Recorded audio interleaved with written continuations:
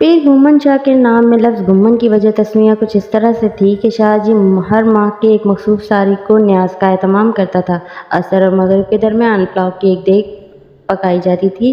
तसव्वुर ये कायम किया गया था कि इस पुलाव से भरी हुई देग को मुख्तलिफ लोग थाम कर खड़े होंगे। अगर देग हरकत में आकर घूमने लगे तो इसका मतलब ये था कि इन लोगों की दिली मुरादें पूरी होंगी। मुकर्रर तारीख को हुसैनाबाद और इर्द गिर्द के दूर दराज के गाँव से भी दर्जनों हाजतमंद मस्कूरा देग के किनारों को छूने आया करते थे।